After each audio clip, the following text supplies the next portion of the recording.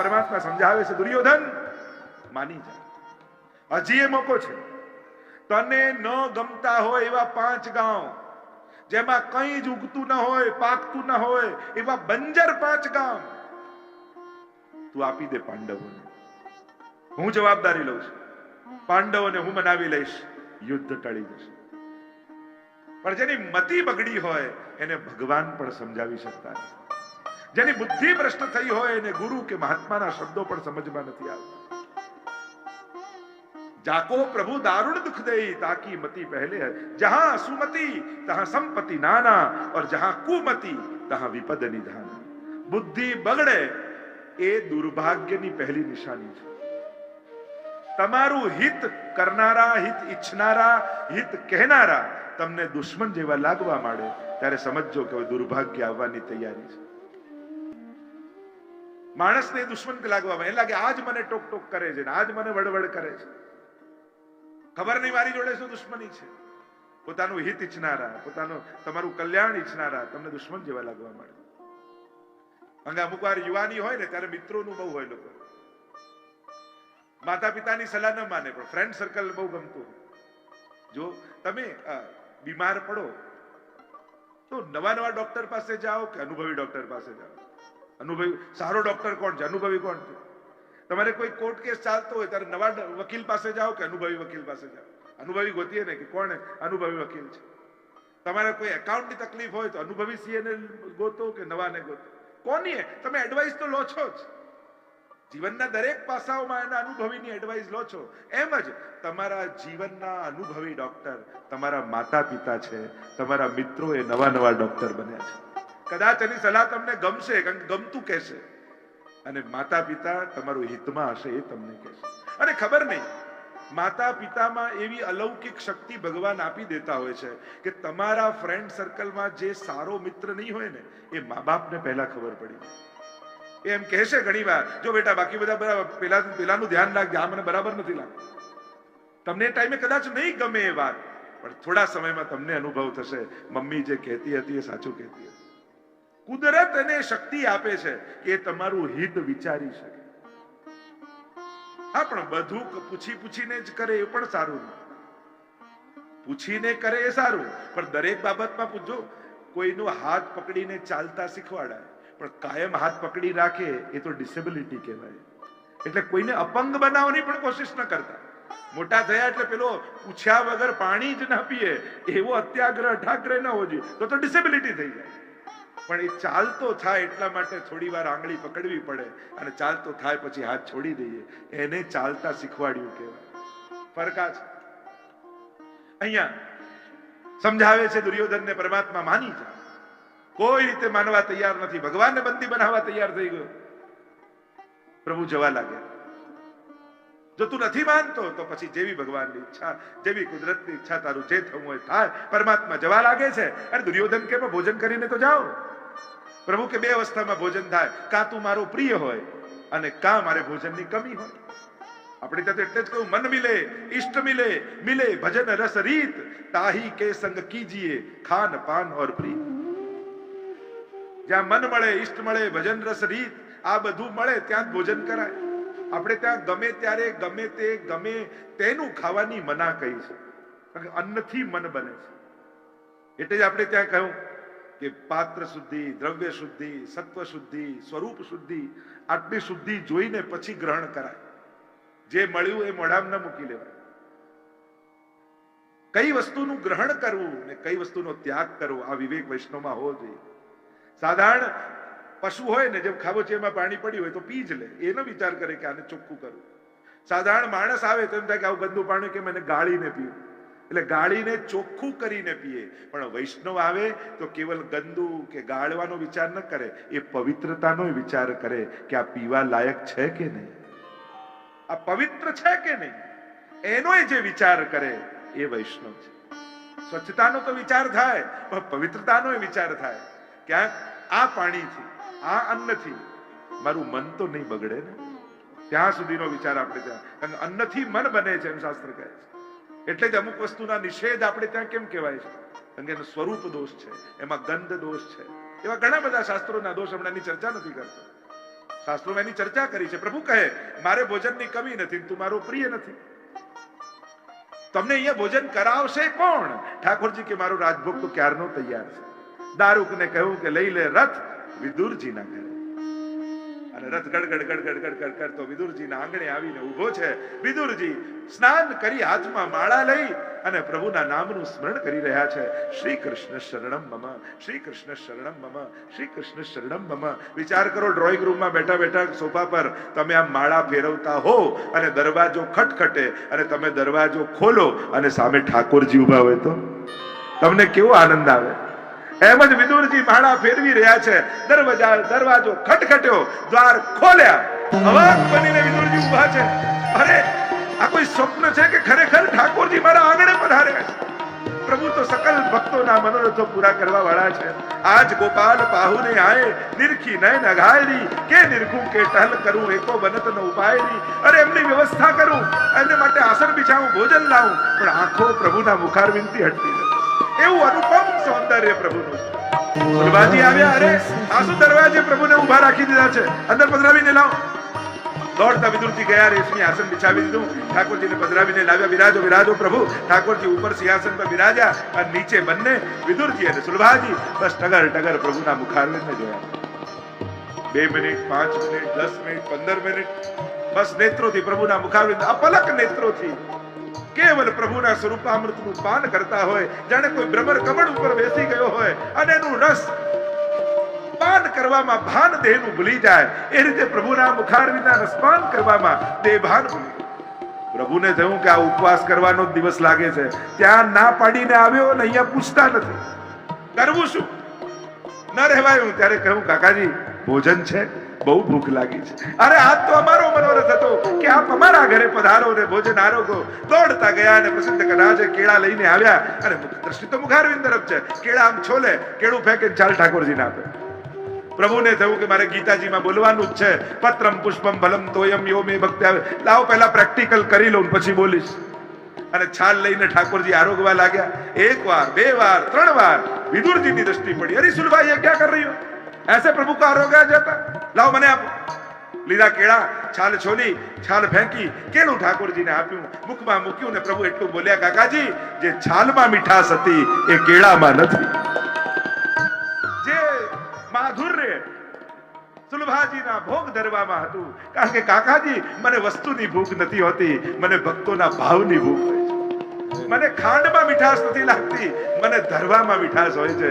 કેટલા પ્રેમથી, કેટલી ઉત્સુકતાથી મને આરોગ આવે એટલું ગળ્યું મને લાગે છે. મીઠી ખીર જો ભાવે લાલ, મારો લાલન તો મધુરાધિપતે રખિલમ મધુરમ છે. અહીંયા કૃપા કરી છે વિદુરજી ને સુલભાજી ઉપર. પ્રભુ તો પધારી ગયા. નક્કી થઈ ગયું હવે યુદ્ધ થશે. ભક્તોને ક્લેશ નથી ગમતો, ઠાકોરજીને ક્લેશ ગમતો નથી. એટલે વિદુરજીએ વિચાર કર્યો કે ભાઈઓ ભાઈઓ લડે એ જોવા કરતા હું તીર્થ યાત્રા કરવા નીકળી. અને વિદુરજી સપત્નિક યાત્રા કરવા નીકળી ગયા. 36 વર્ષ સુધી એમણે યાત્રા કરી. ભારતના સકલ તીર્થોમાં ગયા. ભારત તીર્થોની ભૂમિ છે, જ્યાં જાઓ ત્યાં તમને તીર્થો મળે. પણ દરેક તીર્થમાં 3 નિયમો આપણે ત્યાં વિશેષ રૂપે હોય છે: દાન, વ્રત અને જપ. અહીંયા કયું દાન કરવું, કયા મંત્રનો જાપ કરતા રહેવું અને કયું વ્રત કરવું, આ ત્રણેયના નિયમો પાળતા પાળતા વિદુરજી શાસ્ત્રોમાં જે નિયમો કહ્યા છે તીર્થ યાત્રા કરવા, એ બધા નિયમોને પાળે છે. યાત્રાના સ્થાનોમાં યાત્રા કરવાની બુદ્ધિથી જનારા જાય ને એ જ સારું. પણ કેવલ ટુરિઝમ પર્પસથી ને ફરવાની ઈચ્છા વાળા જ્યારે તીર્થોમાં જાય ને ત્યારે તીર્થોમાં પણ લૌકિકતાને વધારીને આવે છે. બને તો તીર્થોને તીર્થ બુદ્ધિથી જ જવું જોઈએ. એ ફરવાની જગ્યા નથી, એ આધ્યાત્મિક સાધનાના સ્થાનો છે. અને ત્યાં જો આધ્યાત્મિક બુદ્ધિથી નહીં જાઓ અને કેવલ લૌકિક બુદ્ધિથી, ફરવાની બુદ્ધિથી જશો તો ત્યાં પણ ક્યાંક લૌકિકતા વધારીને આવશે. એટલે જ આપણે ત્યાં જે વસ્તુનો જે રીતે ડેવલપમેન્ટ થવું જોઈએ એ રીતે જ થવું જોઈએ.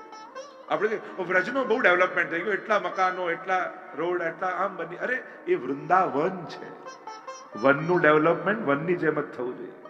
શહેરનું ડેવલપમેન્ટ શહેરની જેમ થવું જોઈએ, ગામનું ડેવલપમેન્ટ ગામની જેમ થવું જોઈએ. જે વસ્તુ જે રૂપમાં છે એ જ રૂપમાં એનો વિકાસ થવો જોઈએ. એટલે વ્રજમાં જ્યારે પણ જાઓ એ ઠાકોરજીનું વન છે. અને એ જ રીતે બીજું કાંઈ બહુ ન કરી શકો તો એક ઝાડ ઉગાડીને તો આવશો, એક છોડ લગાડીને તો આવજો. તમારા જે પણ ચોબાજી હોય, ગોર હોય, કાંઈ નહીં તો એમના આંગણામાં એક વાવીને આવો અને કહેજો બીજું તો કાંઈ નહીં, આને સાચવજો. અને ભાવ એ કરજો, આ કોઈ છોડ નથી, આ હું મારી જાતને વાવીને આવું છું, મારો વ્રજવાસ થાય એવો ભાવ રાખીને આવું છું.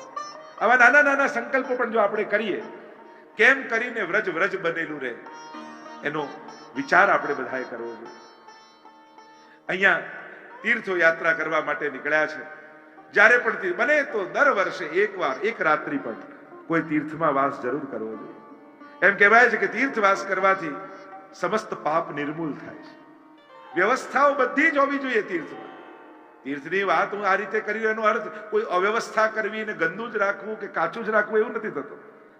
વ્યવસ્થાઓ બધી જ હોય, પણ જવાનું પ્રયોજન અલૌકિક થવું જોઈએ, ભગવાન હોવા જોઈએ, ધર્મ હોવું જોઈએ, અધ્યાત્મ હોવું જોઈએ.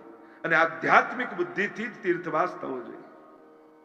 અત્યારે જવું સહેલું થઈ ગયું છે, એટલે ઘણી વાર આપણે જઈ શકીએ છીએ, પણ ત્યાં જઈ બને તો કોશિશ કરો કે અલૌકિક કાર્યો જ આપણાથી થાય. તીર્થયાત્રા કરી રહ્યા છે, 36 વર્ષ સુધી યાત્રા કરી છે. અહીંયા યાદવા સ્થળી થઈ ગઈ, પ્રભુ સ્વધામ પધારી ગયા, પણ કોઈ સમાચાર વિદુરજીને નથી મળ્યા. યાત્રા કરતા કરતા ઉદ્ધવજી સાથે મેળાપ થયો અને ઉદ્ધવજીએ કહ્યું, આ રીતે યાદવા સ્થળી થઈ, કૌરવ પાંડવના યુદ્ધ થયા, યાદવા સ્થળી થઈ અને દ્વારિકાધીશ પણ સ્વધામ પધારી ગયા. અને જ્યાં આ સાંભળ્યું કે દ્વારિકાધીશ છોડીને જતા રહ્યા, હૃદયમાં ખૂબ તાપ થયો કે પ્રભુ છેલ્લી ઘડી આપના દર્શને મને ન થયા. ઉદ્ધવજી કહેવા લાગ્યા, આપ કેવા ભાગ્યશાળી છો વિદુરજી. લોકો અંત સમયમાં પ્રભુને યાદ કરે, પણ પ્રભુ એમના અંત સમયમાં તમને યાદ કરતા. મને કહ્યું છે વિદુરજી મળે તો એમને કહેજો મૈત્રેય મુનિને જઈને મળે. એમના માટે મેં ઉપદેશ રાખ્યા, સંદેશ રાખ્યા છે. ખૂબ તાપ થયો વિદુરજીને, અરે પ્રભુના મને દર્શન ન થયા, બાલ લીલાઓનું અવગાહન કર્યું છે. ગુઢારચી સવલો વસત, આપણે કહીએ ને 11 વર્ષ 52 દિવસ ઠાકોરજી બિરાજ્યા. દશમ સ્કંદમાં ક્યાંય એવું લખ્યું નથી કે 11 વર્ષ બિરાજ્યા. અહીંયા તૃતીય સ્કંદમાં જ્યારે વિદુરજી સાથે ઉદ્ધવજીના બાલ લીલાના ચરિત્રો ગાયા, ત્યાં લખ્યું છે કે 11 વર્ષ સુધી રહી ઠાકોરજીએ બ્રજમાં જે લીલાઓ કરી એ લીલાઓના ચરિત્ર ગાયા છે. આમ આજ્ઞા કરીને ગયા છે મૈત્રેય મુનિ પાસે. મૈત્રેય મુનિએ જ્યાં વિદુરજીને જોયા, કહ્યું, આવો યમરાજ, આવો ધર્મરાજ. ચોક્યા વિદુરજી, હું આપને ઓળખું છું, આપ એ જ યમરાજનો અવતાર છો વિદુરજી. માંડવ્ય મુનિના શ્રાપને કારણે આપ દાસી પુત્ર રૂપે આપનો જન્મ થયો છે. માંડવ્ય મુનિની કથા આવી આવે છે. સુંદર સંવાદ થયો છે. મહાપુરુષો મળે ત્યારે કેવી ચર્ચા થાય. સંવાદ કરતા સુંદર પ્રશ્ન વિદુરજીએ કર્યો. જાણે આપણા બધાનો પ્રશ્ન ન હોય.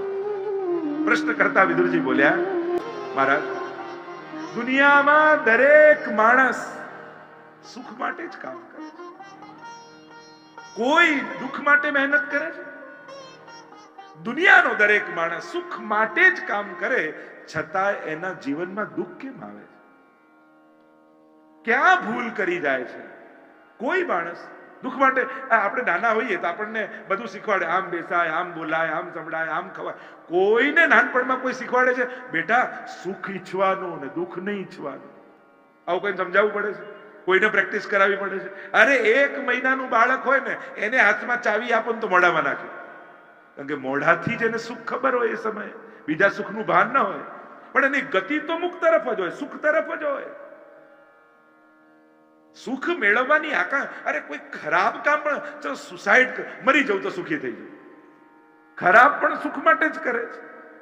કોઈ દુઃખ માટે મહેનત કરે છે કે મને થોડું દુઃખ મળી જાય એવું કંઈક કામ કરું? ના, દરેકને સુખની જ આકાંક્ષા. આપણને કોઈ વસ્તુ કે વ્યક્તિ જોડે ક્યારે લગાવ નથી હોતો. દુનિયાના દરેક માણસને કેવલ સુખ જોડે જ લગાવ છે. કોઈને દુઃખ જોડે લગાવ નથી, કોઈને કોઈ વ્યક્તિ કે વસ્તુ જોડે લગાવ નથી. એ જ તમારી ગમતી વસ્તુ દુઃખનું કારણ બને સુખ આપવાનું છોડી, આ કાર તમારી ફેવરેટ હોય, તમે લઈને આવ્યા અને થોડા ટાઈમમાં એ જ બગડવા લાગે ને તમને ટેન્શન ને દુઃખ આપવા લાગે, કાઢી નાખો, વેચી નાખો. એ જ ગમતો વ્યક્તિ દુઃખ આપવા લાગે, તોડી નાખો સંબંધ, નથી જોઈતો. નજીકના નજીકનો સગો હોય એને સંબંધ તોડી નાખીએ જ્યારે દુઃખ આપવા લાગે છે. ગમતીમાં ગમતી વસ્તુ હોય, દુઃખ આપવા લાગે તો એને ફેંકી દઈએ, કાઢી નાખી, વેચી નાખી. એટલે કે તમને લગાવ વસ્તુ કે વ્યક્તિમાં નહોતો, એનાથી મળતા સુખમાં હતો. જો એ વસ્તુમાં હોત તો એ ક્યારે પણ અણગમતી ન થાત, જો એ વ્યક્તિમાં હોત તો એ વ્યક્તિ ક્યારે અણગમતી ન થાત. જ્યાં દુઃખનું કારણ બની ત્યાં તમે દૂર ભાગવા લાગો છો, તમને આકર્ષણ સુખ સાથે જ હતું. જો કાલથી ગવર્મેન્ટ એમ કે હવે રૂપિયા નહીં ચાલે, પથરા કાંકરા ચાલશે, તમે નોટ ફેંકીને કાંકરા ભેગા કરવા લાગ્યા. આપણને કોઈ નોટ જોડે થોડી લગાવ છે, આનાથી સુખ આવે છે અને જેનાથી સુખ આવે એની જોડે લગાવ છે. દુનિયાનો દરેક વ્યક્તિ સુખને જ ચાહે છે, કારણ એ પરમ સુખનો અંશ છે અને પરમ સુખનો અંશ હોવાને કારણે પ્રત્યેક અંશ પૂર્ણ થવાનો પ્રયાસ કરે છે. જેમ એક પથ્થર લો છોડો તો જમીનમાં પડે, કેમ? જમીનનો ટુકડો છે, આપણે ગુરુત્વાકર્ષણ બળ કહીએ ને, એના તરફ સહજ ખેંચાય છે. અગ્નિ કરો કારણ કે આકાશ તરફ જાય, લાકડી ઊંધી કરો તો ઉપર જાય, કારણ કે સૂર્યમાં એનો સ્ત્રોત સૂર્ય છે, ઉપર તરફ જાય છે. એટલે કે જેનો અંશ જે હોય એ અંશી તરફ એનું આકર્ષણ બહુ સહજ છે. એમ જ આપણે સુખને કેમ ઈચ્છીએ છીએ? કારણ કે પરમ સુખ આનંદ માત્ર કલ્પાદ મુખોદરાદી એવા બ્રહ્મના આપણે અંશ છીએ અને એને કારણે આપણે સુખ મેળવી પૂર્ણ થવાનો પ્રયાસ કરીએ. એટલે જ શાસ્ત્રએ કહ્યું, યો યદંશ સતમ ભજેત, જે જેનો અંશ હોય એ અંશીને ભજે છે. સહજ આપણે જાણતા હોય કે ન જાણતા હોય, પણ ભગવાન, ભક્તિ, અધ્યાત્મ એ કોઈ કલાક બચે છે એટલે કરવાની એક્ટિવિટી નથી, આપણા લાઈફની ડિમાન્ડ છે. આપણે પરમ સુખ, એવું સુખ ઈચ્છીએ છીએ કે જેના પછી ક્યારે દુઃખ ન આવે, એ સુખનું નામ પરમાત્મા છે. કે જેને મેળવ્યા પછી જીવનમાં ક્યારે દુઃખ ન આવે, એ સુખની આકાંક્ષા દરેકની અંદર છે. એટલે કે દરેક વ્યક્તિ ઈશ્વરને જ શોધી રહ્યો છે. સમજ નથી ત્યાં સુધી પદાર્થો, વ્યક્તિઓ અને વસ્તુમાં આકર્ષણ છે. સમજાઈ જાય પછી ઈશ્વર તરફ એની ગતિ થવા લાગે. દુઃખ કેમ માણસને આવે છે? કહ્યું એટલા માટે દુઃખી થાય છે કે જ્યાં સુખ નથી ત્યાં સુખ શોધવાની કોશિશ કરે છે. આ સંસાર તો દુઃખમાં લે છે, દુઃખથી ભરેલો છે, અને જ્યાં સુખ નથી ત્યાં જો સુખ શોધવા જશો તો દુઃખ જ મળશે. સંસારની કોઈ પણ વસ્તુ, કોઈ પણ વ્યક્તિને પકડી રાખો, શાશ્વત નથી, એ ક્યારે પણ કાયમી સુખ નહીં આપી શકે. જે શાશ્વત છે એ જ કાયમી સુખનું કારણ થઈ શકે છે. અસોચ્યાનંદ સોચસ્ત્વમ પ્રજ્ઞાવાદાંશ ભાસસે ગતાસુ ન ગતાસુશ્ચ નાનુ સોચંતિ પંડિતા. ગીતાજીમાં કહ્યું ને ભગવાન, ન શોક કરવાની વસ્તુનો તો શોક કરે છે. જે ખતમ જ થવાનું છે એ કાયમ રહે, એ આશા જ દુઃખના કારણમાં છે. અરે માણસની તકલીફ પણ, સુખ પણ આવે ને તો એ રાહ તો દુઃખની જ જુએ. કંઈક થોડા પૈસા મળ્યા તો આપણે શું કહીએ, ભેગા કરી રાખો, દુઃખ આવશે ને ત્યારે કામ લાગશે. એટલે રાહ તો દુઃખની જ જોતા હોઈએ. મૂળ વાત એ છે, સુખ મળ્યા પછી પણ એને ભોગવતા નથી આવડતું. ક્યાં સુખ છે એને સમજાતું નથી. દુઃખ અનેક પ્રકારથી જીવનમાં આવે છે અને દુઃખનું કારણ ક્યારેય કોઈ બીજો નથી હોતો, આપણે જ હોઈએ છીએ. જ્યાં સુધી દુઃખના કારણે તમે બીજાને માનતા રહેશો ને ત્યાં સુધી દુઃખ મોટું જ રહે છે. આને કારણે દુઃખ, પેલાને કારણે દુઃખ, આને કારણે. ક્યારે એવું થયું, મારા જ પાપો હું ભોગવી રહ્યો છું, આવો ક્યારે વિચાર આવે છે? કોહુ ન કાહુ સુખ દુઃખ કર દાતા, નિજ કૃત કર્મ ભોગ હી સબ્રાતા. માણસમાં એટલે જ કે કોઈ કોઈને સુખ નથી આપતું, કોઈ કોઈને દુઃખ નથી આપતું, બધા પોતાના કરેલા જ કર્મો ભોગવી રહ્યા છે. આ ગણિત ભૂલી જઈએ છે અને બીજાને કારણ માની લઈએ છે. અરે પેલા વ્યક્તિએ દુઃખ નથી આપ્યું, આપણને દુઃખ આપવા માટે પેલા વ્યક્તિને આપણા જ કર્મોએ પ્રેર્યા છે. દુઃખના કારણમાં જ્યારે પોતાની જાતને માનવા લાગશો ને પછી બહુ દુઃખ અઘરું નહીં લાગે. એમ થશે, લાવો હું જ આમાંથી મેં કરેલું છે તું ભોગવી લે. ભોગવી લેવાથી સમાપ્ત થઈ જાય છે. એટલે જ મહાપ્રભુજી કહે છે, ત્રિદુઃખ સહનમ ધૈર્યમ. ત્રણેય પ્રકારના દુઃખોને સહન કરે. બીજું કારણ, સાચા દુઃખનું ભાન નથી એટલે આપણે બધા જ કલ્પિત દુઃખોમાં દુઃખી છીએ. તો કે સાચું દુઃખ કયું? અરે સાચું દુઃખનો અનુભવ જ્યારે થશે ને ત્યારે એ દુઃખમાં પણ પરમ આનંદ હશે. તો કે સાચું દુઃખ કયું? મનનું દુઃખ એ કલ્પિત દુઃખ છે અને આત્માનું દુઃખ એ શાશ્વત દુઃખ છે. અને આત્માનું દુઃખ મહાપ્રભુજી સમજાવે નિરોધ રક્ષણ ગ્રંથમાં, યચ્ચ દુઃખમ યશોદાયા નંદાદિનાંચ ગોકુલે ગોપિકાનામ તુ યદ દુઃખમ તદ દુઃખમ શ્યામ મમ ક્વચિત. જે મહાપ્રભુજી દુઃખ માંગે છે, જે દુઃખ યશોદાને થયું એ દુઃખ મને આપો. જે દુઃખ નંદ બાબાએ અનુભવ્યું એ દુઃખનો મને અનુભવ થાય. જે દુઃખ વ્રજ ભક્તોએ અનુભવ્યું એ દુઃખનો અનુભવ મને થાય. મારે મનનું દુઃખ નથી જોઈતું, મારે તો એ પરમાત્માથી વિખુટા પડે હજારો જન્મોનો અંતરાય થયો છે. અને એ પ્રભુથી વિખુટા પડે અંતરાય થયો એનું જે આત્માનું પરમ દુઃખ છે એ અલૌકિક દુઃખનો મારે અનુભવ કરવો છે. અને જે ક્ષણે એ દુઃખનો અનુભવ થશે ને તો એ દુઃખના તાપમાં સમસ્ત કર્મો બળી જશે. સમસ્ત કર્મોની સમાપ્તિ થઈ જશે જ્યારે પ્રભુના વિપ્રયોગના દુઃખનો અનુભવ થશે. ભક્તો તો વિપ્રયોગના દુઃખનો અનુભવ કરે છે, સંસારના અભાવના દુઃખનો અનુભવ નથી કરતા. તમે કુંભનદાસ, સુરદાસ, પદ્મનાભદાસ જુઓ, એમ લાગે એમની પાસે કાંઈ નથી. અરે એમને મેળવવું હોય તો ઘણા મોકા હતા, પણ એમને તો પરમાત્માની પ્રાપ્તિનો અનુભવ કરવો છે, એ સુખનો અનુભવ કરવો છે. તો એ પરમ દુઃખનો અનુભવ, સાચા દુઃખનો અનુભવ કલ્પિત દુઃખોને સમાપ્ત કરી છે. અનેક અનેક ચર્ચાઓ છે. અને અહીંયા આગળ સૃષ્ટિ સર્જનનો ઇતિહાસ પૂછ્યો છે. કયો? ભગવાનની નાભીમાંથી કમળ, કમળમાંથી બ્રહ્માજી મનુ અને શત્રુપાને પ્રગટ કર્યા. આ પ્રથમ દંપતી છે. જેમ બાઇબલમાં આદમ અને ઈવની વાત આવે છે એમ ભાગવતમાં મનુ અને શત્રુપાની વાત છે. આ પ્રથમ દંપતી, પ્રથમ સ્ત્રી પુરુષ. કહ્યું કે મૈથુની સૃષ્ટિનો વિસ્તાર કરો. કહ્યું કે પૃથ્વી તો છે નહીં, સૌથી પહેલા પૃથ્વીને બ્રહ્માંડમાં પ્રસ્થાપિત કરો. એને તો હિરણ્યાક્ષ રસાતલમાં લઈ ગયો છે. અને એ જ સમયે બ્રહ્માજીની નાસિકામાંથી બોલો વરહા ભગવાન કી જય, વરહા ભગવાન કી જય, વરહા ભગવાનનું પ્રાગટ્ય થયું. નાસિકામાંથી શા માટે? કારણ કે પૃથ્વીને શોધવાની છે ને. પૃથ્વીનો ગુણ ગંધ છે અને ગંધ નાસિકાથી લેવાય, એટલે નાસિકાથી પ્રગટ થયા. કોણ પ્રગટ થયા? વર અહ. અહ એટલે દિવસ, વર એટલે શ્રેષ્ઠ. આપણા જીવનનો શ્રેષ્ઠ દિવસ કયો? જે દિવસે આપણા ઘરે ઠાકોરજી પુષ્ટાઈને પધાર્યા ને એ આપણા જીવનનો શ્રેષ્ઠ દિવસ હતો.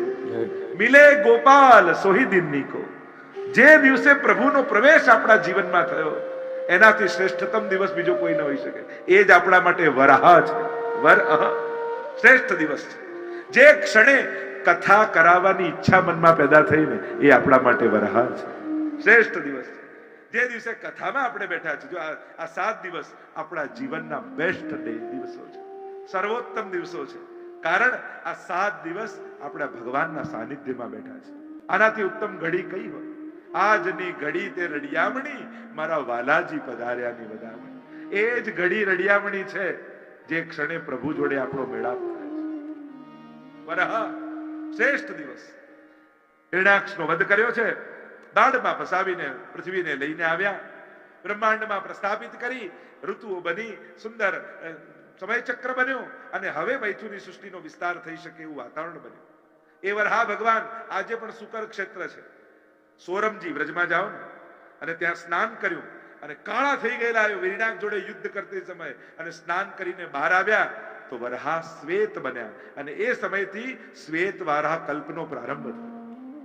ભૂદેવ આજે પણ સંકલ્પ કરાવે ને, હરિ ઓમ વિષ્ણુ વિષ્ણુ વિષ્ણુ શ્રીમદ ભગવતો મહાપુરુષ વિષ્ણુ વિષ્ણુ રાગરા પ્રથમ બ્રહ્મણે દ્વિતીય પરાર્ધે શ્વેત વારાહ કલ્પે.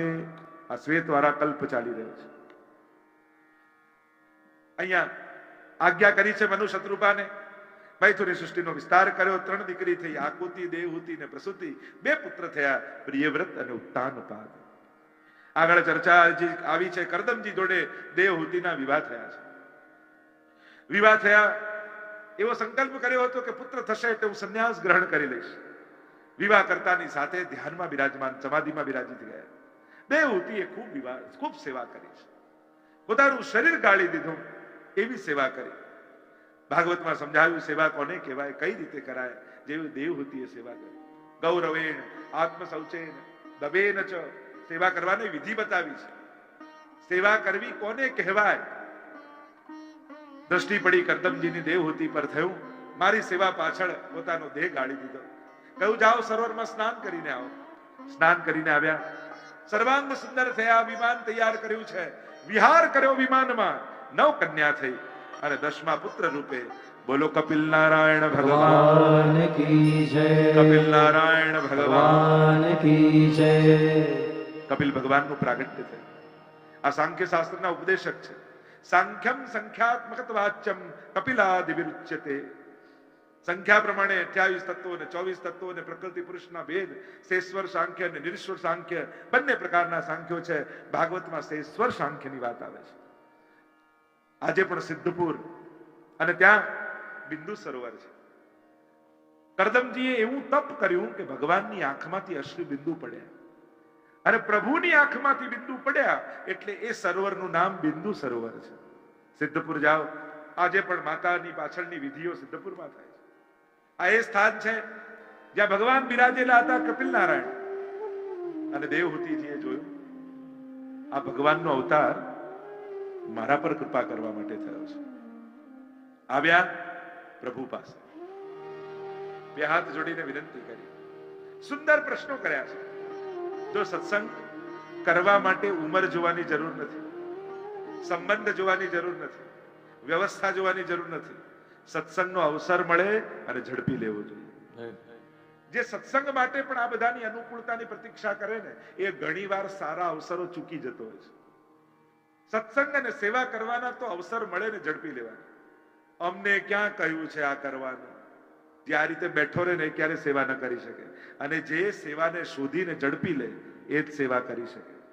સેવા તો શોધી લેવાની હોય, સેવા તો ઝડપી લેવાની હોય, સેવામાં તો ગોઠવાઈ જવાનું હોય, રાહ ન જોવાની હોય આમંત્રણની. કારણ કે ઘણીવાર બીજાના કહેવાની પ્રતીક્ષામાં આપણી આગળ આવેલા અવસરો આપણે ચૂકી જઈએ છીએ. જેની આંખો સેવાને શોધે એ જ વૈષ્ણવ છે.